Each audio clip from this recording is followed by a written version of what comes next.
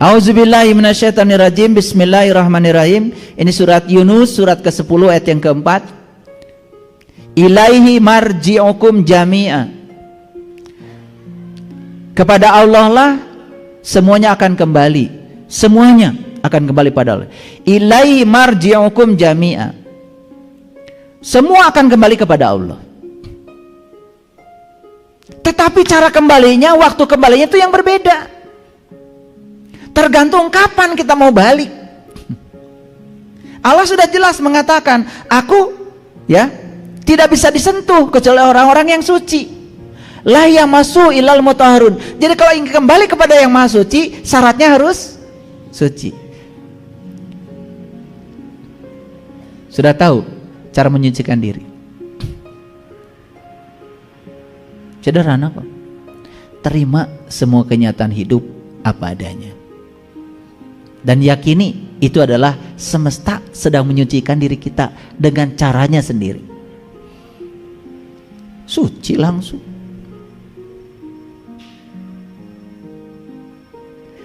Sesederhana itu sebetulnya. Ya.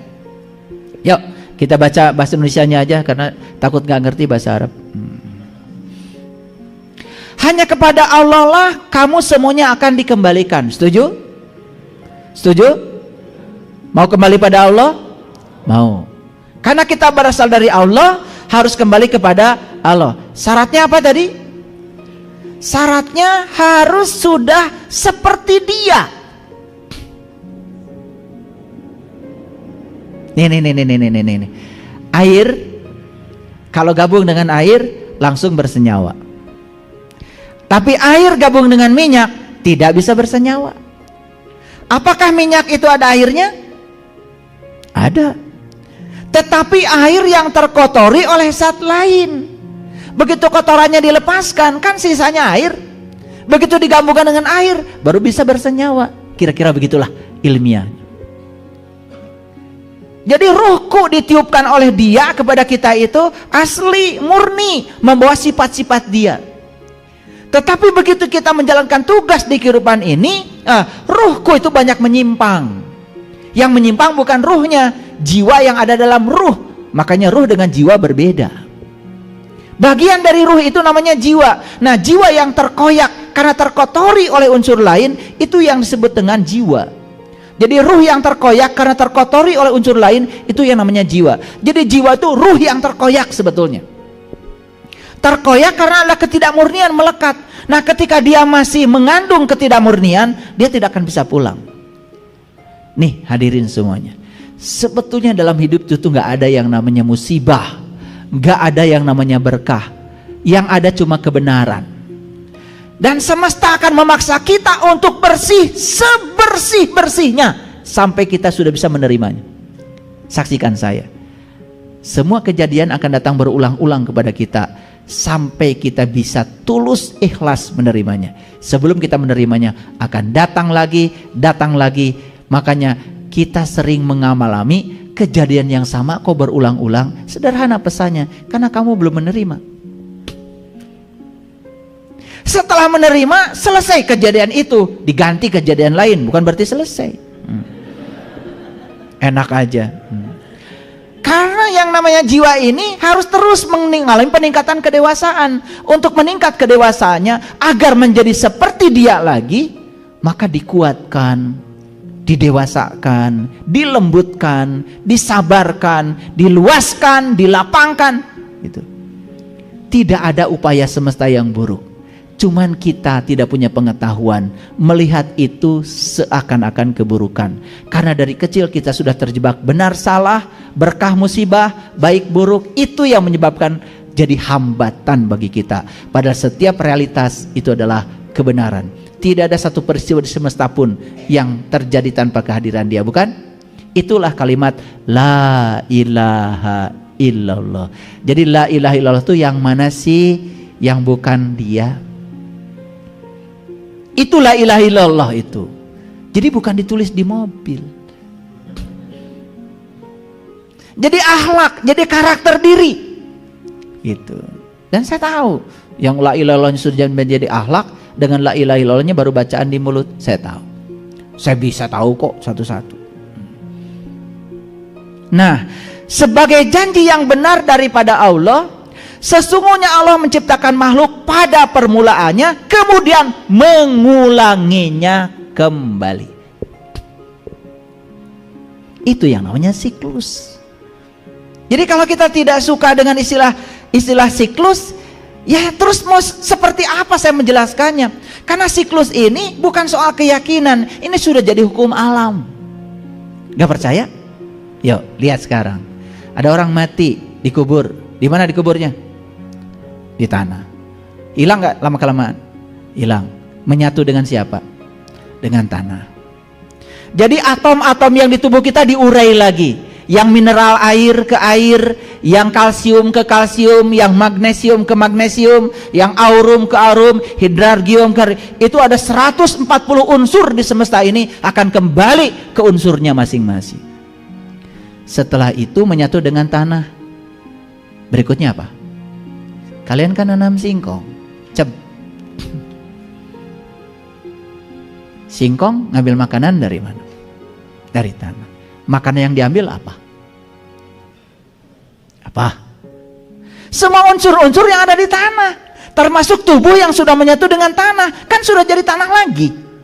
Betul apa tidak? Jadi singkong, jadi kangkung, jadi tomat, jadi toge. Dimakan siapa? Dimakan siapa? Dimakan kalian.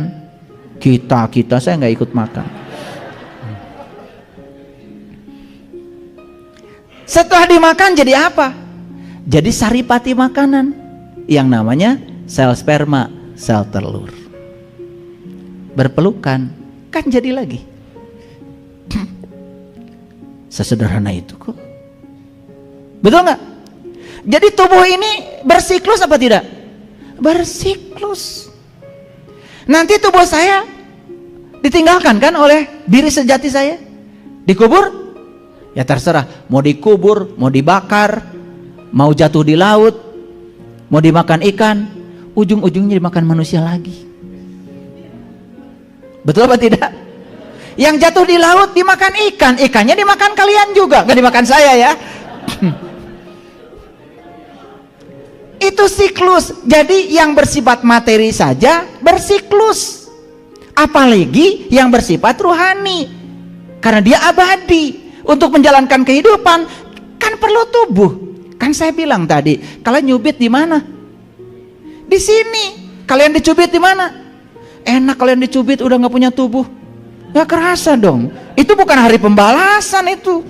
Hari pembalasan itu harus sama dan setimpal. Fama ya'mal misqala dzarratin wa may ya'mal misqala dzarratin. Pinter kalian. Udah ngelotok ayatnya. Cuman kesadarannya nggak ada, itu aja. Kalau sudah sadar ayat itu, atuh berhenti bikin sebab buruk, berkata yang buruk, menciptakan perilaku yang buruk. Mani resep eta amak teh. Sudah jadi hobi, dikit-dikit nyolot, dikit-dikit marah. Anak disebut salah oleh kita, marah. Ya Allah, anak tuh sedang belajar. Tamu agung yang datang ke semesta untuk dihormati oleh kita. Siapa tahu yang sebut anak kita hari ini adalah leluhur kita, yang sedang mengambil kebaikan dari kita. Makanya kan doanya juga Allahumma gfirli wali walidayya warhamhuma kama rabbaini shaghira. Ya Allah, ampunilah aku dan dosa kedua orang tua. Sayangi beliau sebagaimana beliau menyayangi aku waktu aku kecil. Waktu kecil kita disayangi mereka, mereka kecil disayangi kita. Hati-hati, yang disebut anak cucu kita tuh siapa? Kan buah mah tidak akan jatuh jauh dari pohonnya. Makanya akan bersiklus di situ-situ terus sampai selesai utangnya. Makanya ayat ini mengatakan, coba lihat ya, sesungguhnya Allah menciptakan makhluk pada permulaannya, kemudian mengulanginya kembali. Ini ayatnya jelas. Agar dia memberi pembalasan kepada orang-orang yang beriman dan mengerjakan amal soleh dengan adil. Jadi untuk memberikan pembalasan diciptakan kembali, diulang kembali siklusnya. Kalau hari ini, mohon maaf, ada yang hari ini berlimpah aja, kerja sedikit saja duitnya banyak. Itu karena karma baikmu. Jangan-jangan dulu kamu senangnya berbagi. Makanya kalau guru saya mengajarkan, kalau kamu ingin masa depanmu gemilang, penuh dengan kebahagiaan, satu, perbanyak kebaikan hari ini. Karena kalau hari ini kamu berbuat baik, maka karma baik tidak akan pernah hilang kemanapun. Karena semua pemberianmu tidak ada buat orang lain, kecuali buat kamu sendiri. Makanya saya kalau ada orang mau diberi oleh saya ucapkan terima kasih. Terima kasih mau menerima pemberian saya. Saya tidak paksa orang lain harus berterima kasih pada saya. Karena apa? Kalau tidak ada orang yang mau diberi, saya juga tidak punya kebaikan. Makanya coba belajar mengajarkan berterima kasih pada diri kita. Jangan paksa orang lain yang kita beri berterima kasih pada kita. Kita berterima kasih pada mereka. Terima kasih ya sudah datang mengambil pemberian saya. Kalau tidak ada kalian, saya tidak bisa berbuat kebaikan. Sebanyak apapun harta saya tidak bisa berbuat kebaikan. Dan saya tidak bisa menitipkan kebaikan saya pada kalian. Jadi sebetulnya ketika kita memberikan kebaikan gitu, kita sedang menitipkan kebaikan kita di surga. Dan itu akan kembali dalam bentuk kebaikan. Maaf ya, ada orang yang hari ini susah sekali. Ya, cari uang susah. Orang yang ngasih nggak ada. Maaf ya, mungkin kamu pernah jadi orang kaya di kehidupan yang dulu, tapi pelitnya auzubillah. Kalau dipahami seperti itu, semua itu menjadi gampang. Oh, ya sudah, sekarang saya akan bangkit. Saya akan melakukan kebaikan walaupun saya tidak punya sedikit, terus melakukan kebaikan. Ternyata memberi pada saat kita tidak punya jauh lebih mulia daripada kita memberi saat kita sedang berkelebihan. Memberi saat kita berkelebihan biasa, karena kita sedang berkelebihan. Tapi kita punya ngansak itu nak. Ada orang yang butuh dikasih sama orang lain. Percaya sama saya, itu pemberian bukan untuk siapa-siapa, kecuali untuk diri kita sendiri. Yuk sekarang kita yakini tidak ada pemberian buat orang lain, karena semua pemberian adalah tabungan buat kita sendiri. Paham ya? Itu pembelajarannya ya. Lanjut ya. Dan untuk orang-orang yang tertutup, kafaro, disediakan minuman air yang panas dan azab yang pedih disebabkan ketertutupan mereka. Kita lihat ayat selanjutnya. Ini Quran surat Ali Imran, surat ketiga ayat 161. Tidak mungkin seorang nabi berkhianat dalam sebuah urusan. Barang siapa yang berkhianat dalam sebuah urusan, maka pada hari kebangkitan, kapan hari kebangkitan? Nah, kita kalau mengartikan hari kebangkitan selalu saja nanti. Padahal siapa tahu kehidupan kita yang sekarang ini sudah hari kebangkitan bagi kita dari kehidupan yang sebelumnya. Kita tuh sudah bangkit lagi sekarang. Artinya kita sudah diberi kehidupan yang baru. Paham maksud saya? Jadi hari kebangkitan itu selama ini dipahami selalu saja ya dimatikan semua baru nanti kayak jamur katanya begitu. Terus diabringkan di posyandu ada penimbangan kan? Penimbangan. Terus yang banyak kebaikannya langsung masuk surga, yang sedikit keburukannya langsung masuk neraka selamanya. Begitu. Kan kita itu bukannya mau kembali ke Allah, kok jadi kembalinya ke surga? Kan tidak ada ayatnya sesungguhnya kita berasal dari Allah kembali ke surga. Kan ayatnya juga sesungguhnya kita berasal dari Allah dan akan kembali kepada Allah. Nah, untuk kembali kepada Allah kita akan mengalami beberapa siklus sampai kita bisa bersih. Suka atau tidak suka itu sudah menjadi hukum alam. Makanya dunia psikologi membuktikan ternyata kita ini punya past life. Kan ada orang yang di past life, ada orang yang di past regresi, ingin tahu masa lalunya di mana, hidup di mana. Itu sudah menjadi ranah sains, bukan ranah keyakinan. Dan itu ada ilmunya, namanya hipnosis.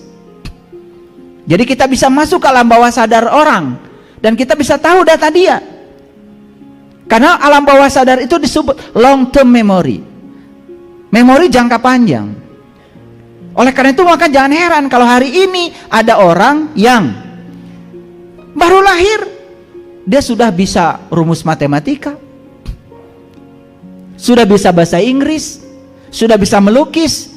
Kan tidak mungkin itu kesadaran yang dibangun di kehidupan yang sekarang. Sekolah juga belum. Pasti itu bawaan dari kehidupan yang sebelumnya. Itu yang sering disebut dengan indigo. Dia punya kelebihan. Itu kesadarannya dibawa ke kehidupan yang sekarang. Dan itu anugerah yang sangat luar biasa. Lihat hadirin, kalau titik awal kehidupan kita adalah kelahiran kita yang hari ini, harusnya coba anak yang lahir di hari yang sama harusnya sifatnya sama. Waktu umur seminggu sifatnya sama, waktu umur sebulan sifatnya sama, waktu umur setahun sifatnya sama. Kenyataan lahir di hari yang sama, umur sebulan, 2 bulan, karakternya sudah kelihatan berbeda.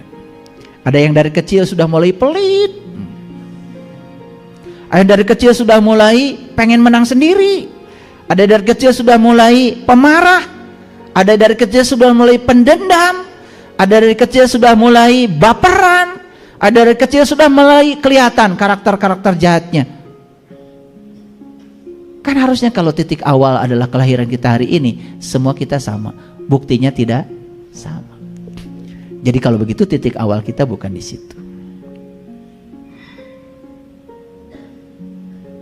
Jadi yang namanya hari kebangkitan bisa jadi sudah terjadi pada diri kita hari ini. Kita ini sudah dibangkitkan kembali di kehidupan yang sekarang. Untuk apa kita dibangkitkan? Coba. Untuk apa dibangkitkan? Bukankah kita dibangkitkan untuk melunasi utang? Betul? Kan kita dibangkitkan itu untuk melunasi hutang di alam hisab. Kapan alam hisab? Sekarang. Bisa menghisab sekarang.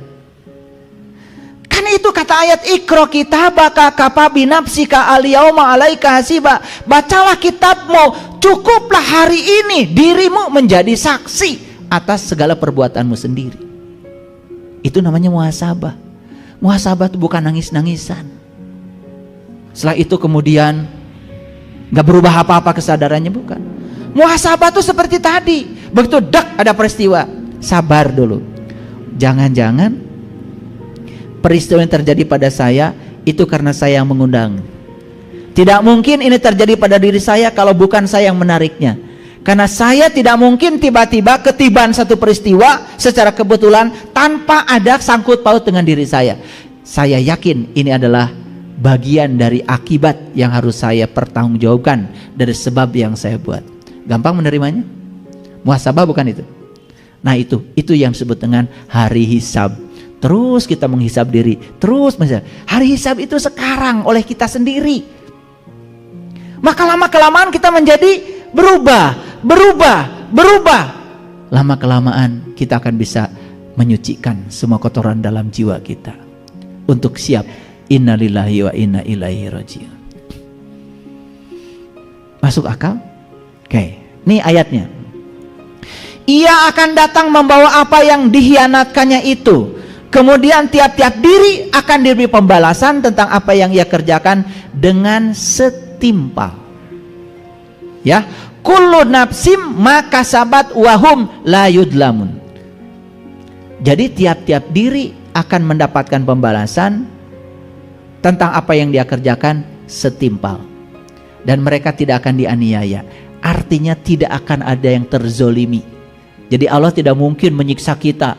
Yang menyiksa kita adalah sebab yang ditimbulkan oleh kita sendiri. Masuk akal? Anak saya yang pertama mau melahirkan. Itu tepat pada saat saya mau pergi ke Al-Aqsa, saya mau pergi ke Yerusalem. Kemudian saya bilang sama cucu saya pegang perutnya. Tenang ya. Jangan sekarang dulu. nih kakek mau pergi dulu, nanti ya pulang dari sana. Begitu saya ngomong gitu, mulasnya hilang. Begitu saya 10 hari pulang dari sana, nyampe Jakarta, anak saya telepon, ayah sekarang udah mulas, sekarang bener. Udah, kamu pergi aja ke rumah sakit. Saya suruh suaminya bawa ke rumah sakit. Di rumah sakit, mohon maaf, ketemu dokter pertama. Kata dokternya, wah ini sungsang, macam-macam bawahnya. Ini nggak bisa melahirkan normal, harus sesar. Telepon saya lagi, ya gini, nggak boleh. Pindah dokternya, pindah ke rumah sakit yang lain. Saya nggak nyebut nama rumah sakitnya ya, ke rumah sakit lain lah. Bahkan dokternya itu tidak sekeyakinan dengan saya. Tapi begitu masuk ke situ, kata-katanya menenangkan. Tenang, Tuhan itu menciptakan bayi dalam rahim sudah disesuaikan dengan jalannya. Kan anak saya jadi tenang. Dalam perjalanan saya dari Jakarta ke sini, langsung saya ke rumah sakit. Anak saya sedang teriak-teriak, kesakitan. Saya bilang, teh, seperti dulu mama waktu melahirkan teteh. Saya cuma bilang begitu aja. Persis seperti ini, waktu mama melahirkan teteh. Itu aja. Jadi sekarang teteh sedang merasakan, belajar merasakan, seperti ini loh, saat kamu dilahirkan ibumu berteriak. Sekarang kamu melahirkan, seperti ini Allah mengajarkan kepada kita, supaya kita lebih hormat pada seorang ibu. Saya bilang sama anak saya, teteh sudah bisa nangkap pelajarannya? Sudah ya. Apa pelajarannya? Jadi teteh sekarang bisa merasakan apa yang dirasakan mama. Selama ini teteh sombong, merasa punya anak karena teteh dewasa. Bukan, karena Allah ingin mengajarkan rasa yang sama yang dirasakan pada ibumu, dan sekarang kamu merasakan. Begitu sudah terima pesannya seperti itu, di depan saya, beral aja keluar. Jadi cara Allah mengajarkan itu seperti itu. Cuman kita kan malah teriak-teriak gitu kan. Coba, tidak mungkin peristiwa itu terjadi secara kebetulan tanpa ada sebabnya. Jadi semua di semesta ini adalah pelajaran. Jadi waktu saya bilang, teteh sudah bisa menangkap pesannya Allah? Sudah ya. Apa? Seperti ini mama dulu melahirkan, sakitnya. Ya, biar teteh merasakan, supaya teteh lebih hormat pada mama. Itu aja. Langsung keluar. Bahkan saat keluar, dokternya belum siap. Untung saya siap. Paham maksud saya? Jadi ada yang buruk gak dalam hidup? Selagi-lagi yang buruk adalah nih, pikiran. Ya? Oke, lanjut dulu. Katakanlah, inginkah aku beritahukan kepada kamu, ini surat Al-Maidah, surat kelima ayat ke-60. Katakanlah, inginkah aku beritakan kepada kamu tentang orang-orang yang lebih buruk pembalasannya dari sisi Allah, yaitu orang-orang yang dikutuki dan dimurkai Allah. Di antara mereka ada yang dijadikan kera, ada yang dijadikan babi, karena mereka menyembah togut. Mereka itu lebih buruk tempatnya dan lebih tersesat dari jalan yang lurus. Ini ayat gak bisa dibantah. Gak bisa dibantah. Di hari kebangkitan dia bangkit lagi, tapi di hari kebangkitan itu tidak punya tubuh seperti ini lagi. Dan malah dia masuk ke tubuh yang lebih rendah. Di ayat ini, babi dan kera. Jadi sebetulnya hadirin, semua tubuh-tubuh yang rendah itu bisa jadi dulunya adalah ruh yang pernah tinggal dalam tubuh sini.